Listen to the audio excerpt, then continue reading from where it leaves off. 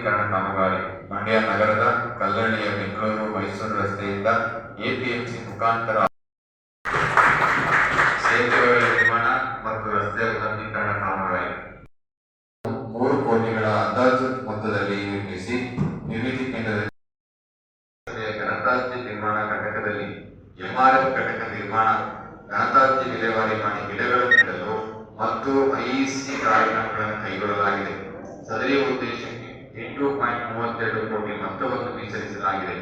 ಪ್ರಸ್ತುತ 25-26ನೇ ಸಾಲಿನ ಸ್ವಚ್ಛ ಸರ್ವೇಕ್ಷಣೆಯಲ್ಲಿ ಮಂಡ್ಯ ನಗರದ ನಾಗರಿಕರು ಸಕ್ರಿಯವಾಗಿ ಭಾಗವಹಿಸಿ ಮಂಡ್ಯ ನಗರಸಭೆಯು ರಾಷ್ಟ್ರ ಮಟ್ಟದಲ್ಲಿ ಉತ್ತಮ ಶ್ರೇಯಾಂಕ ಗಳಿಸಲು ಸಹಕರಿಸಬೇಕೆಂದು ಕೋರಿದ್ದೇನೆ. ಆಧುನಿಕ ಸುಸಜ್ಜಿತ ವಿದ್ಯುತ್ ಚಿತಾಗಾರ ನಿರ್ಮಾಣ ನಗರ ಮೂಲಸೌಕರ್ಯ ಅಭಿವೃದ್ಧಿ ನಿಧಿ ಮತ್ತು ನಗರಸಭೆ ವಂತಿಕೆ ಮೊತ್ತ ಸೇರಿ 4 ಕೋಟಿಗಳ ಅಂದಾಜು ಮೊತ್ತದಲ್ಲಿ ನಗರದ ಕಲ್ಲಳ್ಳಿ ಸ್ಮಶಾನದ ಆವರಣದಲ್ಲಿ ಆಧುನಿಕ ಸುಸಜ್ಜಿತ ವಿದ್ಯುತ್ ಚಿತಾಗಾರ ನಿರ್ಮಾಣ ಮಾಡಲು ಉದ್ದೇಶಿಸಲಾಗಿದೆ.